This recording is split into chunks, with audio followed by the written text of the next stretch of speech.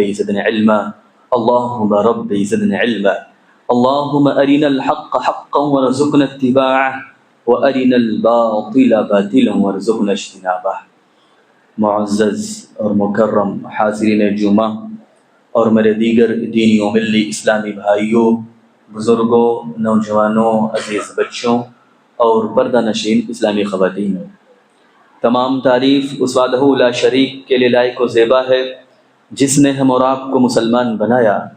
بعد درود و سلام کا نذرانہ ہو تمام انبیاء کرام علیہم الصلاۃ والسلام پر، خصوصاً ہمارے آخری نبی جناب محمد رسول اللہ صلی اللہ علیہ وسلم پر، جنہوں نے اللہ کے دین کو ہم تک پہنچایا۔ سامعین حضرات، گزشتہ جمعہ سے قبل آپ کے سامنے مسلسل 2 جمعہ خطبہ حجۃ الوداع کے تعلق سے جو نبی کا خطبہ تھا، خطبہ حجۃ الوداع، وہ آپ کے سامنے ذکر کیا گیا۔ کچھ باتیں جو رہ گئی تھیں اور کچھ کیا کہیں زیادہ رہ گئی تھی باتیں، لیکن آج کے خطبہ جمعہ میں انشاءاللہ اس کو مکمل طور سے احاطہ کرنے کی کوشش کی جائے گی۔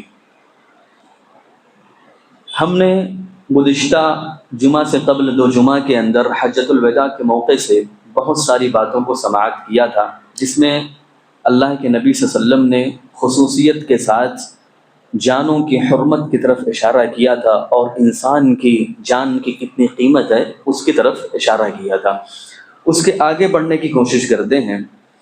جو خطبہ یوم النحر تھا، یوم النحر یعنی قربانی کا دن، ہم نے گزشتہ جمعہ میں جو دیکھا تھا وہ یہ تھا کہ 9 ذو الحجہ کو، یعنی قربانی سے 1 دن پہلے جو عرفہ کے اندر حج کا خطبہ ہوتا ہے وہ خطبہ حجۃ الوداع کے نام سے موسوم ہے، اور اس کے بعد اللہ کے نبی صلی اللہ علیہ وسلم نے قربانی کے دن یوم النحر کے دن خطبہ دیا تھا، اس کو بھی حجۃ الوداع کہا جاتا ہے۔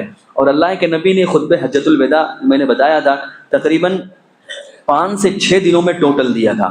ایک تو 8 یوم الترویہ کو، یعنی حج کے ایام شروع ہونے سے قبل، اور پھر ایک 9 یوم عرفہ کو، پھر 10 یوم النحر کو، اور پھر اس کے بعد ایام تشریق کے جو 3 دن ہوتے ہیں، تقریباً 5 سے 6 دنوں میں ٹوٹل اللہ کے نبی کا خطبہ، جو میں آپ کے سامنے 3 خطبوں میں سمیٹنے کی کوشش میں نے کی ہے۔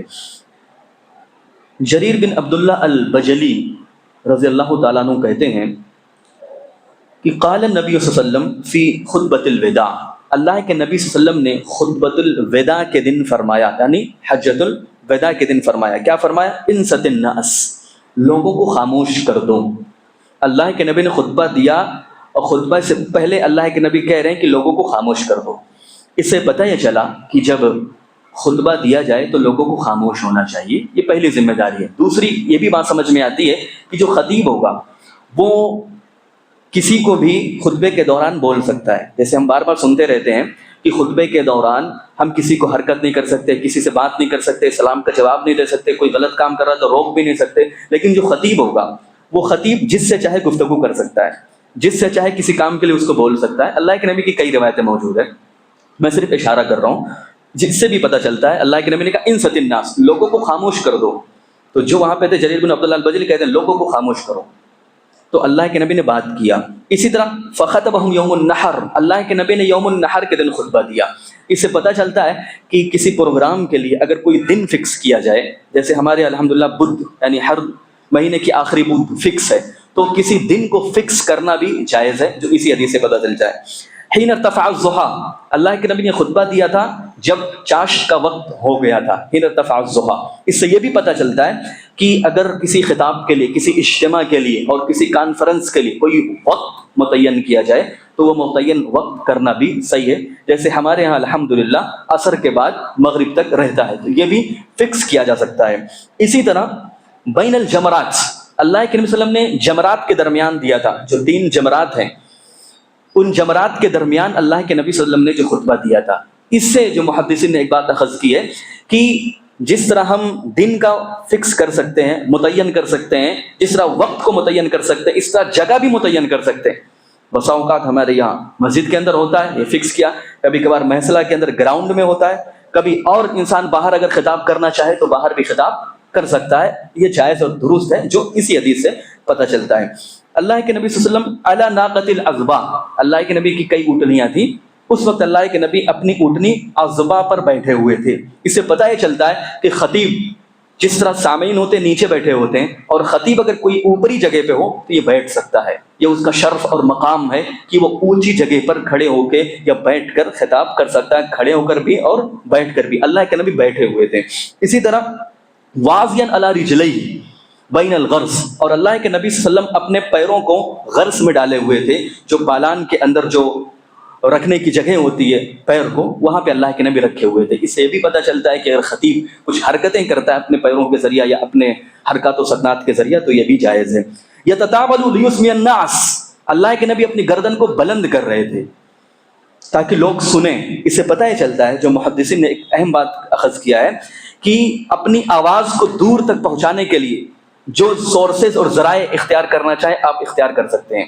ہمارے ہاں مائک ہے عورتوں کو سنانے کے لیے، دور تک پیغام کو پہنچانے کے لیے، سوشل میڈیا کا زمانہ ہے، اپنی بات کو دور تک پہنچانے کے لیے سوشل میڈیا کا استعمال کیا جا رہا ہے۔ یہ بھی اس حدیث سے پتہ چلتا ہے، کیونکہ اللہ کے نبی صلی اللہ علیہ وسلم لوگوں کو آواز پہنچانے کے لیے یہ سب طریقے اور یہ ذرائع استعمال کر رہے تھے، تو آج بھی استعمال کیا جا سکتا ہے، یہ بدعت نہیں ہوگا جیسا کہ لوگ سمجھتے ہیں۔ جب بدعت کی تعریف کی جائے، بدعت کے بارے میں بتایا جائے تو لوگ کہتے ہیں یہ بھی اللہ کے نبی کے زمانے میں نہیں تھا، تو ہم کہیں گے اس حدیث سے اللہ کے نبی سنانے کے لیے اپنی گردن کو بلند کر رہے تھے، تو ایسے آج بھی سنانے کے لیے اگر ہمارے پاس کوئی ذریعہ ہے تو اس ذریعے کا استعمال کیا جا سکتا ہے۔ اسی طرح مردفاً اسامہ بن زید، اللہ کے نبی صلی اللہ علیہ وسلم اللہ کے نبی کی اونٹنی پر ردیف تھے۔ ردیف کہتے ہیں جو ہمارے پیچھے بیٹھا ہوا ہوتا ہے، بائک پہ جو پیچھے بیٹھتا ہے اس کو ردیف کہا جاتا ہے۔ ایسے اللہ کے نبی کی اونٹنی پر اسامہ بن زید بیٹھے ہوئے تھے پیچھے، جو ردیف تھے۔ اس سے پتہ چلتا ہے کہ بسا اوقات اگر خطیب کے پیچھے کوئی بیٹھا ہوا ہو تو بھی جائز ہے۔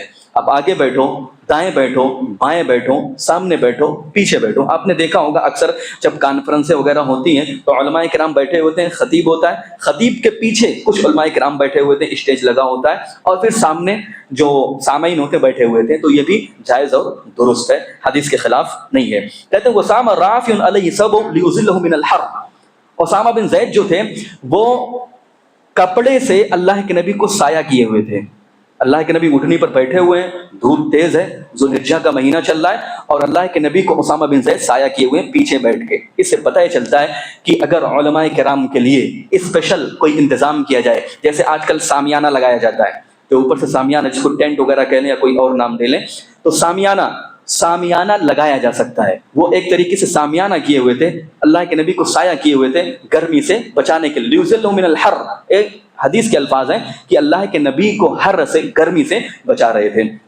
والبلال آخذ بعقود راحلتی، اور جو بلال رضی اللہ تعالیٰ عنہ تھے وہ اللہ کے نبی کی اونٹنی کا مہار تھامے ہوئے تھے۔ والناس بین قائم و قائد، اور لوگ کچھ بیٹھے ہوئے تھے اور کچھ کھڑے ہوئے تھے، تو سامعین کبھی بیٹھ بھی سکتے ہیں اور کھڑے بھی ہو سکتے ہیں، اس میں کوئی حرج کی بات نہیں کہ بیٹھنا ضروری ہی ہے۔ پھر فحمد اللہ وثنى علیہ، اللہ کے نبی نے اللہ کی تعریف بیان کی، وثنى علیہ، خوب تعریف بیان کی، یعنی اللہ کے نبی صلی اللہ علیہ وسلم نے اللہ رب العالمین کی انتہائی زیادہ تعریف کی۔ اس کے بعد کہا، اب یہاں سے اللہ کے نبی خطبہ شروع کر رہے ہیں، الزمان قد استدار کہیئت یوم خلق اللہ السماوات والارض، کہ زمانہ جو ہے اپنے وقت پر گھوم پھر کے آ گیا ہے جس دن اللہ نے زمین و آسمان کو پیدا کیا تھا۔ آپ کو معلوم ہونا چاہیے جو زمانہ اور کائنات کا جو نظام ہے، چاند اور سورج کا جو نظام اللہ رب العالمین نے بنایا ہوا ہے، یہ جو نظام ہے تقریباً 33 سال کے اندر وقت وہی آ جاتا ہے۔ آج کا جو وقت ہے، آج کا جو ٹائم ہے، اس وقت جو گرمی ہے، اس وقت جو برسات کا موسم ہے، جہاں جیسے حالات ہیں، 33 سال کے اندر وہ وقت وہی کیفیت آتا ہے۔ چونکہ جو کفار تھے وہ لوگ کیا کرتے تھے، 10 دن یا کبھی 20 دن، کبھی 1 مہینہ آگے پیچھے کر لیا کرتے تھے۔ تو جو وقت تھا عید الاضحیٰ کا، قربانی کے دن کا، اس دن اللہ کے نبی نے خطاب کیا کہ اب جو ہے وقت جو لوگوں نے بدل کے رکھا ہوا تھا، اب وقت برابر ہو چکا ہے، اب کوئی آگے پیچھے نہیں کرے گا، اب یہاں سے صحیح ٹائم شروع ہو رہا ہے، جو 33 سال کے اندر ہر جگہ ہوتا ہے اور یہاں بھی ہوتا ہے۔ جیسے آپ نے دیکھا ہوگا کہ پہلے ابھی ہم نے دیکھا تھا کچھ سالوں پہلے خوب گرمی کے اندر روزہ پڑتا تھا، ابھی ٹھنڈی آ رہی ہے اور ابھی کئی سالوں تک ٹھنڈی ہوگا، پھر دھیرے دھیرے دھیرے دھیرے دسمبر سے ہوتے ہوئے پھر ہم मई तक पहुंचेंगे, फिर वो गर्मी, मई जून की गर्मी हमारे सामने आएगी। तो इस तरह होता है। और ये 33 साल के अंदर, एक्चुअल में 33 साल के अंदर अल्लाह रब्बुल आलमीन इस मदार को, दुनिया के ज़मीन और आसमान की जो निज़ाम को एक करता है, उसी की तरफ अल्लाह के नबी ने इशारा किया। इससे पता ये चलता है कि जो कहीं ना कहीं लोग कहते हैं कि इस्लाम जो है वो आज के दौर के हिसाब से नहीं है, हमागीर नहीं है। लोग कहते हैं ना कि 1400 साल पुराना इस्लाम है और आज साइंस और टेक्नोलॉजी का ज़माना है, तो आज वो इस्लाम कैसे मुकाबला कर सकता है? तो हम कहेंगे ये देखिए, अल्लाह के नबी ने आज से 1400 साल पहले कहा था कि ज़मीन और आसमान का जो निज़ाम है अल्लाह एक दिन ऐसा करता है कि बराबर करता है, और आज साइंसी दुनिया उसकी तहकीक करती है और उसकी तायन करती है और इसको इतराफ़ करती है। तो ये इस्लाम जो है हमागीर है। 1400 साल पहले जो था आज भी वैसे है, आज के ज़माने लिहाज के हिसाब से भी है और क़यामत तक वैसे ही रहने वाला है। मज़ीद आगे बढ़ते हैं। अल्लाह के नबी ने वही बात कही जो अल्लाह के नबी ने एक दिन पहले यौम अरफा के दिन जो बातें कही थी, अल्लाह के नबी ने यौमुन नहर के दिन भी वही खुतबा दिया। आप सोचें, एक दिन वही खिताब हो रहा है, दूसरे दिन भी वही खिताब। हम कभी कभी कहते हैं ना कि हमारे आलिम बार बार वही बातें कहते हैं, करना चाहिए। पांच बातें ऐसी होती हैं कि उसको बार बार बोलना चाहिए। अल्लाह के नबी सल्लल्लाहु अलैहि वसल्लम ने तकरीबन 13 साल तक सिर्फ तौहीद की दावत दी। और आपको मालूम होना चाहिए, सालेह इब्न उसैमीन और इब्न बाज़ रहमहुल्लाह अलैह, इस तरह दीगर मुहद्दिसीन के ताल्लुक से आता है कि वो लोग किताब तौहीद का दर्स दिया करते थे किसी गांव में जाके, तो कहते हैं उसी दर्स को, उसी किताब को कई कई साल तक उसका दर्स देते थे और कई कई बार दिया करते थे। क्यों? लोगों को बताने के लिए। अल्लाह के नबी देखिए, एक दिन वही खिताब कर रहे हैं, दूसरे दिन भी वही खिताब, थोड़े से चेंजिंग के साथ। अल्लाह के नबी ने क्या कहा? जो महीने होते हैं वो 12 होते हैं, जिनमें से 4 जो होते हैं वो हुर्मत वाले होते हैं, ज़ुल्क़ादा, ज़ुल्हिज्जा, मुहर्रम और रजब। फिर अल्लाह के नबी ने वही बात कही जो यौम अरफा के दिन कहा था कि आज का दिन कौन सा दिन है, आज का ये महीना कौन सा महीना है, ये हम जिसके अंदर, जो शहर जिसके अंदर मौजूद है वो शहर कौन सा है। तो लोग खामोश थे। फिर अल्लाह के नबी ने बताया कि क्या आज कुर्बानी का दिन नहीं है, क्या आज ज़ुल्हिज्जा का महीना नहीं है, क्या ये बलदुल अमीन नहीं है, क्या ये शहर मक्का नहीं है? तो लोगों ने उसको तस्लीम किया। फिर अल्लाह के नबी सल्लल्लाहु अलैहि वसल्लम ने वही बात दोहराई जो यौम अरफा के दिन दोहराई थी कि तुम्हारा खून, तुम्हारा माल, तुम्हारी इज्जत एक दूसरे पर हराम है, जैसे आज का दिन, आज के महीने में और आज के शहर के अंदर हराम है, वैसे तुम्हारा खून, तुम्हारा माल, तुम्हारी इज्जत एक दूसरे पर हराम है। किसी को मार नहीं सकते, किसी की इज्जत उछाल नहीं सकते और किसी का तुम खून नहीं कर सकते। इसी तरह अल्लाह के नबी ने फिर फरमाया, जो अलग बात है और आज के दर्स की एक तरीके से न्यू बात होगी, अल्लाह के नबी ने फरमाया वसतल्क़ौना रब्बकुम, अनकरीब तुम अपने रब से मुलाकात करोगे। ये इंसान के अंदर आ जाए ना कि हम एक दिन अल्लाह के पास मुलाकात करेंगे, तमाम की तमाम गलत चीजें जो हैं सबके सब वैसी खत्म हो जाए। वो ये सोचे कि मैं गलत कर रहा हूं, अल्लाह के पास हिसाब देना है। जैसे उसके जहन में ये बात आएगी कि नहीं, मुझे अल्लाह के सामने हिसाब देना है, वो गलत कदम कभी नहीं उठा सकता। चाहे झूठ हो, गीबत हो, चुगली हो, करप्शन हो, या दीगर ठगना हो, धोखा देना हो, या दीगर और भी चीजें हो जो दुनिया के अंदर एक इंसान करता है, वो तमाम चीजें अगर एक इंसान ये सोच ले कि आखिरत के दिन हमको हिसाब देना है, तो गलत काम कभी नहीं करेगा। फिर अल्लाह के नबी कहते हैं फयुसअलुकुम अन अमालिकुम, क़यामत के दिन हाजिर भी होना है और अपने तमाम काम का हिसाब भी देना है।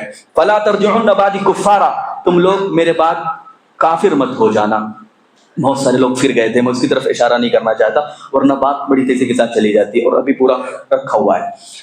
बहुत सारे लोग जो मुर्तद हो गए थे। फिर अल्लाह के नबी ने कहा फला तरजुउन बादी ज़ुल्लाला, मेरे बाद तुम गुमराह मत हो जाना। जी हाँ, बहुत सारे लोग गुमराह हुए और आज के दौर में भी बहुत सारे ऐसे लोग हैं जो पढ़े लिखे खुद गुमराह हैं। ज़ल्लू फ़अज़ल्लू, ऐसे ही लोगों के बारे में अल्लाह के नबी ने फरमाया था कि ये लोग ऐसे होंगे जो खुद गुमराह होंगे, दूसरों को गुमराह करेंगे। अस्क़ालम मा अस्क़ालिहिम, ये लोग अपना भी बोझ उठाएंगे और दूसरों का भी बोझ उठाएंगे। जबकि अल्लाह ने कुरान में कहा वला तज़रु वाज़िरतुन विज़रा उख़रा, कि क़यामत के दिन कोई भी किसी का बोझ नहीं उठाएगा, जो इंसान किया है उसको उसका बदला दिया जाएगा। फमन यअमल मिस्काल ज़र्रतिन खैरन यरा वमन यअमल मिस्काल ज़र्रतिन शर्रन यरा, भलाई किया है वो भी देखेगा, बुराई करा है वो भी देखेगा, हर एक को उसका अमल दिखाया जाएगा। लेकिन अगर किसी इंसान ने किसी को गुमराह किया है, ये उलमाए सू जो लोगों को गुमराह करते हैं, उनके बारे में अल्लाह के नबी कह रहे हैं कि वो खुद अपना जवाब देंगे और दूसरों का भी बोझ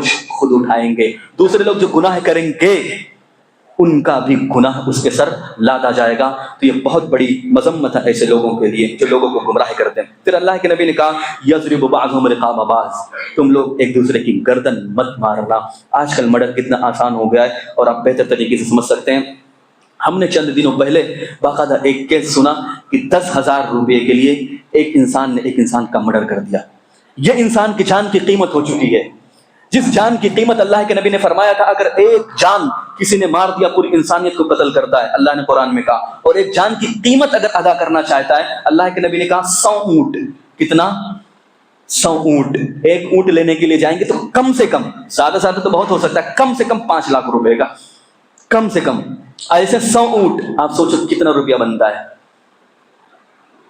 اور مزید اللہ کے نبی صلی اللہ علیہ وسلم نے فرمایا کہ تم ایک دوسرے کا گردن مت مارنا، اور آج 10,000 روپے مارا جا رہا صاحب، 10,000 روپے، 10,000 کے لیے مرڈر کیا جا رہا ہے۔ یہ انسان کی جان کی قیمت ہو چکی ہے۔ خیر آگے چلنے کی کوشش کرتے ہیں۔ اللہ کے نبی نے فرمایا الا خبردار، لیبلغ الشاہد الغائب، تمہاری ذمہ داری ہے کہ جو لوگ یہاں پہ حاضر ہو، اللہ کے نبی کے وقت میں، جس وقت اللہ کے نبی نے خطبہ دیا تھا، تقریباً 1,24,000، اور ایک روایت کے اندر تقریباً 1.5 لاکھ صحابہ کرام موجود تھے۔ اللہ کے نبی نے اس مجمع میں خطاب کرتے ہوئے کہا تھا کہ تم سب کی ذمہ داری ہے، جو یہاں پہ حاضر ہے دوسروں کو پہنچائے گا۔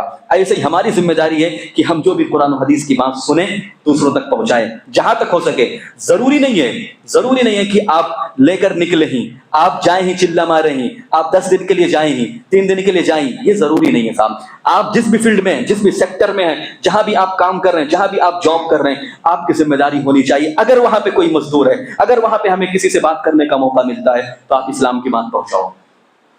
آپ کہیں پہ کام کر رہے ہیں، آپ کسی سے کام کروا رہے ہیں، آپ کیا مزدور ہیں، وہ کوئی غلط کام کر رہا ہے، آپ اس کو بتائیں کہ اسلام کا پیغام یہ ہے۔ وہ گلے میں دھاگا پہنا ہوا ہے، آپ اس کو سمجھا دیں کہ گلے میں دھاگا نہیں پہننا چاہیے۔ یا اس طرح کی دیگر اور بھی باتیں ہو سکتی ہیں۔ جو انسان جہاں بھی رہتا ہے، اسلام کی بات جس بھی کیٹیگری میں ہو سکے آپ بتائیں۔ یہی تبلیغ ہے، الگ سے نکلنے کی ضرورت نہیں ہے۔ ہاں الگ سے کچھ لوگ نکلتے ہیں، وہ کون ہوتے ہیں؟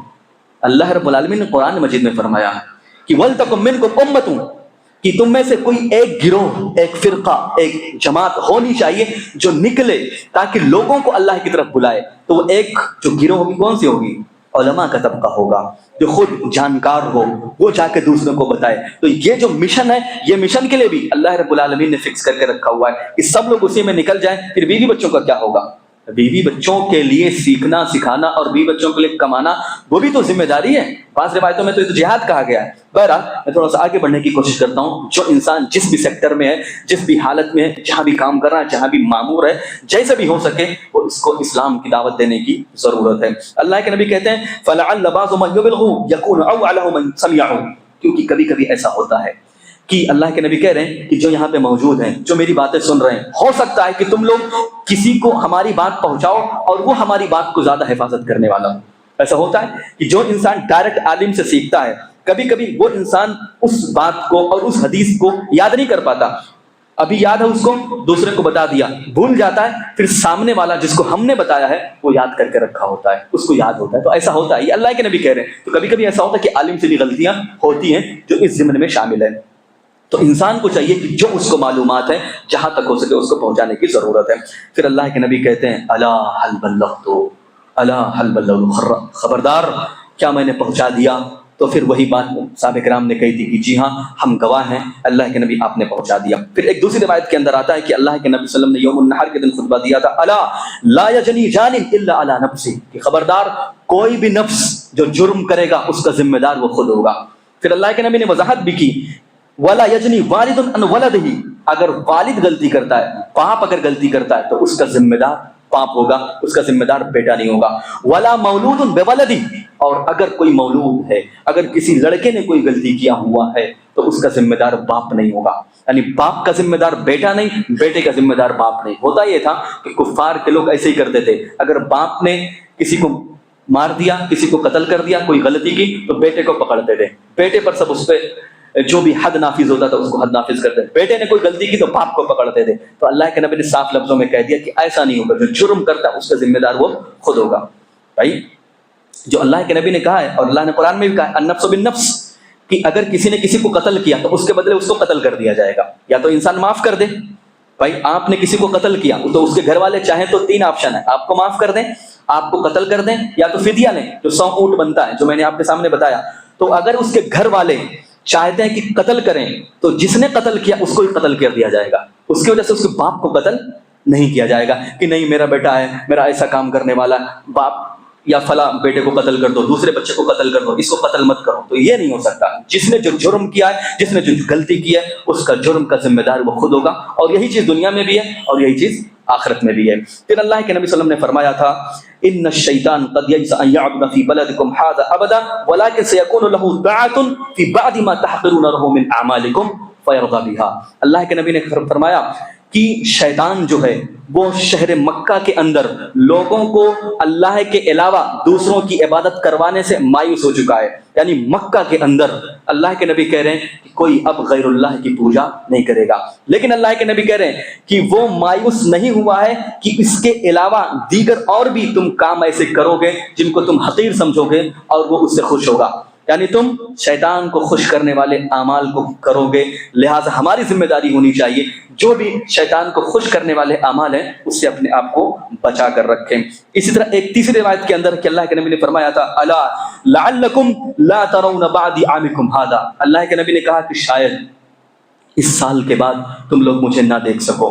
تو اللہ کے نبی نے اہم نصیحتیں کی. فرمایا اتقوا ربکم، اپنے رب سے ڈرنا، وصلوا خمسکم، اور 5 وقت کی نماز پڑھنا، وصوموا شہرکم، رمضان کے مہینے کی روزہ رکھنا، وعدوا زکاۃ اموالکم، اپنے مال کی زکات دینا، وعطیعوا ذا امرکم، اور تمہارے جو ذمہ دار ہوں گے، جو تمہارے اوپر ذمہ دار بنائے جائیں گے، چاہے تم نے چنا ہو یا کسی بھی ذریعے سے اگر جس کو بنا دیا گیا ہے، اللہ کے نبی کریں وعطیعوا ذا امرکم، اپنے ذمہ داروں کی اطاعت کرنا. یہ اللہ کے نبی آخری وقت میں وصیت کر رہے ہیں ایک طریقے سے تدخلوا الجنۃ ربکم، تم اپنے رب کی جنت میں داخل ہو جاؤ گے. کب؟ جب 5 وقت کی نماز پڑھو گے. کب؟ جب 1 مہینے کا روزہ رکھو گے. کب؟ جب تم لوگ جو زکوٰۃ ہیں وہ اس کی ادائیگی کرو گے. اور کب؟ جب تم اپنے ذمہ داروں کی بات کو مانو گے، جب تک کہ قرآن و حدیث کے خلاف نہ ہو. قرآن و حدیث کے خلاف نہیں ہے. اگر اللہ کے نبی کی حدیث ہے اگر تمہارے اوپر کوئی حبشی غلام بھی متعین کر دیا جائے، ذمہ داری ہے. اگر وہ کہہ دیتا ہے کہ تم یہیں پر کھڑے رہو، تمہاری ذمہ داری ہے کہ کھڑا رہنا ہے، پوچھنے کا بھی حق نہیں ہے. اگر بتا دیے تو فبی و نعمت. یہ ذمہ داری اللہ کے نبی نے دی ہے اولی الامر کی. کیوں؟ تاکہ جماعت کا اتحاد برقرار رہے. جماعت کا اتحاد اسی صورت میں برقرار رہے گا جب سب کے سب لوگ کسی ایک امیر کے تحت، کسی ایک صدر کے تحت، کسی ایک ذمہ دار کے تحت جب ہوں گے تب. ورنہ اگر کوئی انسان ہر کوئی سوچے گا نہیں یہ ہمارے خلاف بول رہے، ہماری بات نہیں مان رہے ہیں، تو پھر کوئی مسئلہ حل ہونے والا نہیں ہے. ذمہ داری یہ ہے اللہ کے نبی نے دی ہے کہ ذمہ داروں کی بات کو مانا جائے. پھر اللہ کے نبی نے فرمایا ایام تشریق کے اندر جب یہ ختم ہو گیا، ایام تشریق کا وقت آیا، تو اللہ کے نبی صلی اللہ علیہ وسلم نے فرمایا، جہاں بہت ساری باتوں کی طرف اشارہ کیا تھا، اللہ کے نبی نے فرمایا الا خبردار لا فضل لعربی علی عجمی ولا عجمی علی عربی ولا اسود علی ابیض ولا ابیض علی اسود الا بالتقوی وتلا هذه الايه ان اکرمکم عند الله اتقاکم. اللہ کے نبی نے فرمایا خبردار خبردار، تمہارا رب ایک ہے، تمہارا باپ ایک ہے.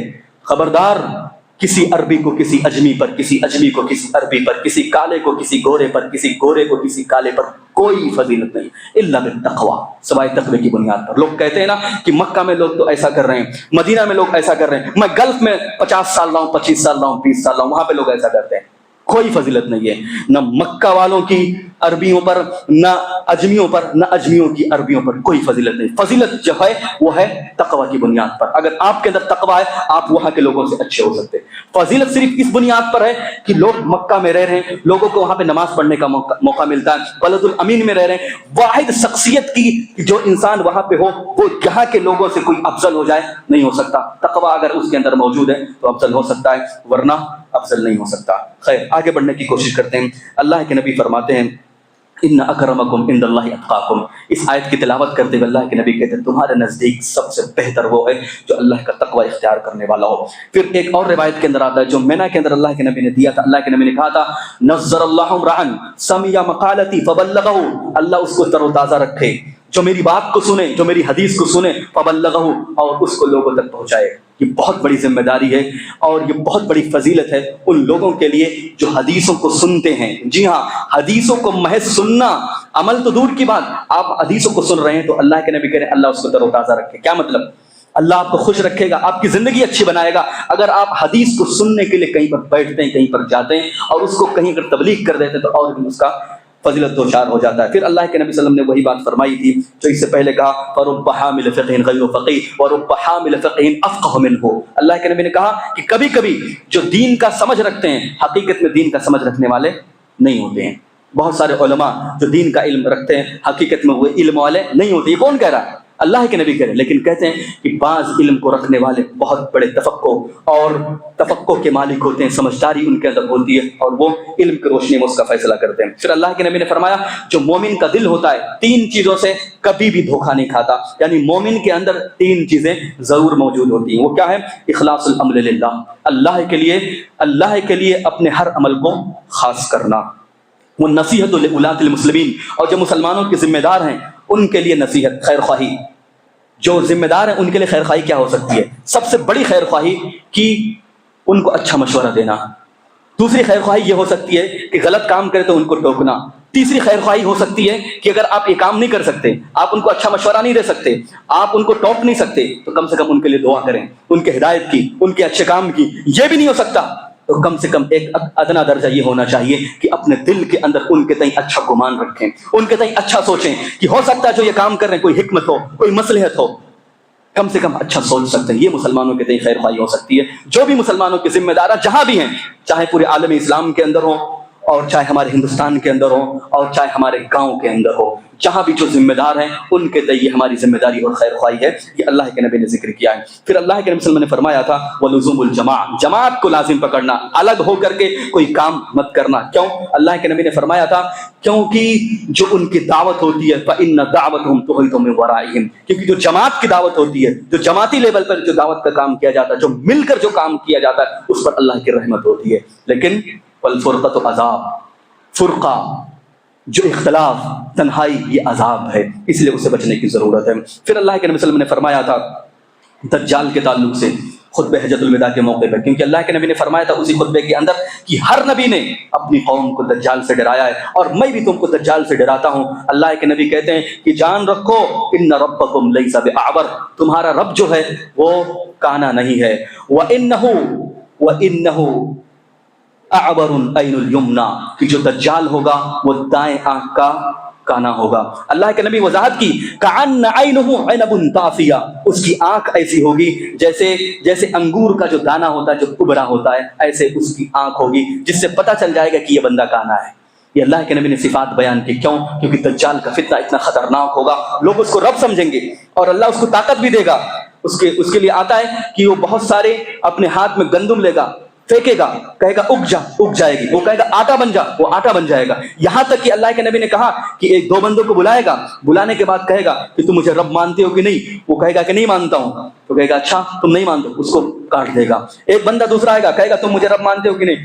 کہتا ہے کہ میں تجھ کو رب نہیں مانتا، تو وہ کہے گا کہ اچھا میں تمہارے ماں باپ کو زندہ کر دوں تو کہے گا مان لوں گا، اس کے ماں باپ کو زندہ بھی کرے گا۔ یہ اللہ کے نبی کی حدیث ہے۔